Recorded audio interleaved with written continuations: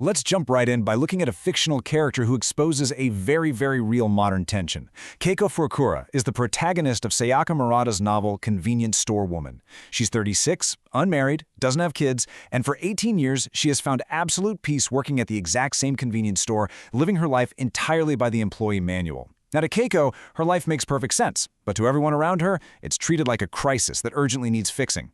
The people in her life expect that standard sequence: get a real job, get married, have kids, but Keiko just doesn't want that, and her story sparks a massive, complex debate about exactly how we live today. To understand why Keiko's simple life makes everyone so uncomfortable, we're going to unbundle this whole debate today. First, the new normal. Second, are married people actually happier? Third, does society need marriage? And finally, the unfinished conversation. Section 1. The new normal. Individual freedom versus societal conformity. So we start with Keiko, who is just constantly facing this immense pressure to conform. Her story forces us to look in the mirror. When we strip away all those societal expectations, we really have to ask, is a life without marriage and children a problem to be solved, or is it just a different, totally valid architecture of living? I mean, for decades, the quote-unquote normal path was just unquestioned. But today, millions of people are delaying or completely opting out of marriage and parenthood. So is this a crisis or just a new normal? And this brings up a massive core tension. On one hand, we absolutely shouldn't romanticize the past. The old normal often relied heavily on coercion. It trapped people, especially women, in destructive marriages and heavily stigmatized single adults. But the new normal isn't exactly a flawless utopia either. Sure, it offers incredible liberation, autonomy, and individual choice, but it also risks deep social isolation. When we remove all those obligatory safety nets of the past, who's going to catch us when we fall? Author Louise Perry, who represents one side of a pretty fierce debate in our source material, warns about the extremes of this shift. If we celebrate Keiko for rejecting an unfair expectation to marry, do we accidentally promote a culture where no one owes anyone anything unless they strictly opted into it? It's kind of the difference between helping a friend move just because it's what friends do versus saying, hey, I never signed a contract for heavy lifting. Experts are debating whether removing the pressure to marry might accidentally destroy our entire cultural language of duty and sacrifice. It's a real tightrope walk between protecting the individual and preserving the social fabric. Moving into Section 2. Are married people happier? Let's unpack the empirical claims. Look, if society is going to keep pressuring people to tie the knot, we should probably know if checking those traditional boxes actually makes people's lives any better, right? Well, the empirical data on this is way more nuanced than the headlines suggest. Yes, married people often do report higher life satisfaction in broad data sets, but there's a massive asterisk here: selection bias. Happier, healthier, and wealthier people are simply more likely to get married in the first place. Furthermore, it's all about the quality of the relationship. Strong marriages are incredibly supportive of well-being, for sure, but distressed, contemptuous marriages, those are deeply harmful. And crucially, marriage does not hold a monopoly on love. Single lives can also contain tremendous benefits, deep love, and a rich community. So while marriage can absolutely contribute to human flourishing, it isn't some magic vitamin that guarantees happiness. Actually, scratch the word happiness for a second. We need to talk about flourishing. Flourishing is a deeply satisfying life built on health, meaning, purpose, character, close relationships, and material stability. It's not just about fleeting, momentary positive feelings. True flourishing requires deep, mutual commitment.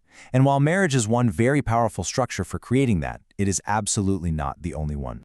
So instead of interrogating Keiko about why she isn't married, the most crucial question to ask her, or honestly anyone whether you're married or single, is this: are you known and loved beyond your usefulness?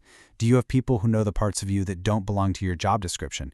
Do you have a community that would actually notice if you disappeared, or if you needed help at 2 a.m? Because that is the real test of a flourishing life. Section 3. Does society need marriage? Let's look at the macro perspective. Okay. So we've established that Keiko, as an individual, does not need marriage to be a complete human being. Her life works for her. But we kind of have to scale this up from the individual to the institution now. If one person opts out of marriage and family formation, it's just personal freedom, right? No social crisis there. But what happens if 20%, 50%, or even 80% of the population opts out? Suddenly, we're looking at a radically different civilization.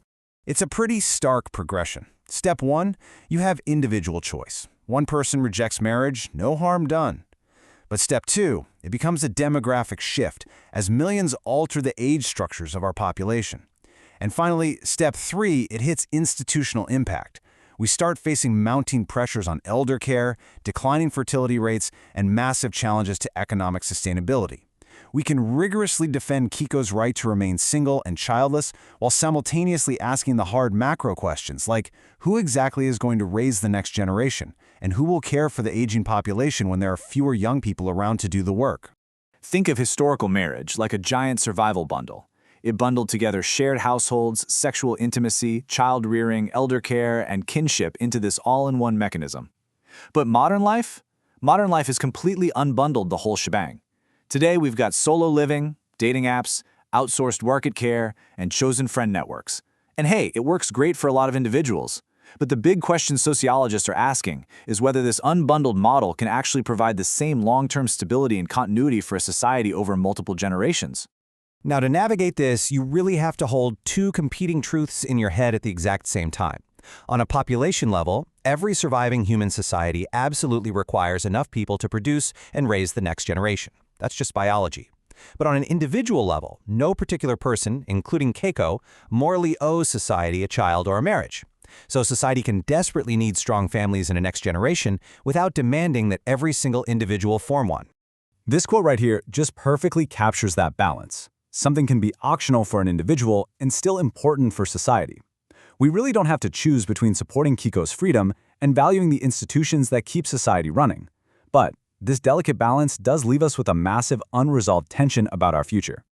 And that brings us to Section 4, the unfinished conversation, theology and the unborn. All right, so this is actually where we have to stop our explainer today. The debate in our source material is about to plunge way deeper into an entirely new, much heavier dimension. It dives into Christian theology, examining the whole concept of a covenant versus absolute autonomy, and it asks the ultimate moral question: what do we actually owe to people who haven't even been born yet? I want to leave you with one final, pretty provocative thought. How do we build a culture where Keiko can remain Keiko, totally free, unpressured, and respected, while future generations still inherit a society that's actually worth belonging to? To explore the theological meaning behind all of this and see exactly where this fascinating conversation ends up, you really need to read the rest of the source material. Visit imaginarytalks.com/convenience store woman, marriage, happiness, new normal to finish the journey.